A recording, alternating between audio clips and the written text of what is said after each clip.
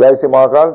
বৃশ্চিক রাশির বা বৃশ্চিক লগ্নের অক্টোবর মাসের 2025 সালে সংক্ষিপ্ত ফলাদেশ। গোটা পৃথিবী জুড়ে কয়েক হাজার কোটি বোধহয় বৃশ্চিক রাশি আছে, জানি না। তাই এবার এই ফলাফলটা কিন্তু প্রত্যেকের ক্ষেত্রে প্রযোজ্য হবে এমন নয়। আপনাদের ইন্ডিভিজুয়াল বার্থ চার্টে কে রাহু কোথায়, কে শনি কোথায়, বৃহস্পতি কোথায়, এগুলো দেখার বিষয় আছে। ওভারঅল একটা এই মুহূর্তে প্ল্যানেটারি পজিশন যা আছে, রাহু কুম্ভে বসে রয়েছে, শনি বসে আছে মিনে, বৃহস্পতি বসে আছে মিথুনে, আবার আসবে কর্কটে, আবার চলে যাবে। আচ্ছা, শুক্র কেতু বসে আছে সিংহে, রবি বুধ বসে আছে এই মুহূর্তে মানে অক্টোবর মাসে রবি বুধ কন্যায় থাকবে, 17 অক্টোবর কন্যায় চলে যাবে। আচ্ছা না, 17 অক্টোবর তুলায় চলে আসবে রবি বুধ ওখান থেকে। ওভারঅল এই পরিস্থিতি আছে। মঙ্গল বুধ আপনাদের অক্টোবর মাসে কিন্তু মঙ্গল বুধ তুলায় থাকছে।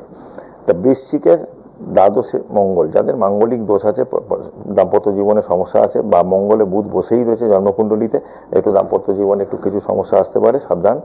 আপনাদের বৃশ্চিকের চতুর্থভাবে রাহু থাকায় বাড়ি চেঞ্জ, এডুকেশনের ডিস্টার্ব, বাচ্চাদের বক্রি অবস্থা রাহু বসে আছে। পঞ্চমে শনি, সন্তান নিয়ে টেনশন বা সন্তান প্রাপ্তিতে বাধা এগুলো থাকছে। হঠাৎ করে কিলু পেতে পারেন, সেটা অক্টোবর থেকে ডিসেম্বরের মধ্যে প্রাপ্তি যোগ পেলেও পেতে পারেন সন্তান।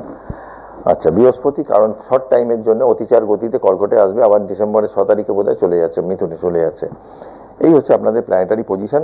আমি বৃশ্চিক রাশির সপ্তম অষ্টমে বৃহস্পতি বসে আছে, কর্কটে যেই ঢুকবে, নবমে ঢুকবে, কিছুটা ভালো। চাকরি বাকরি যদি বলেন তাহলে বলবো যে 2026, তাদের জন্য 2026টা বেটার হবে।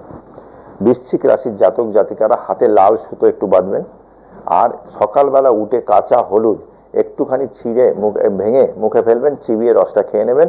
আর রাত্রিরে শোবেন যখন, বালিশের নিচে আপনারা কিন্তু একটু ফিটকিরি রাখবেন।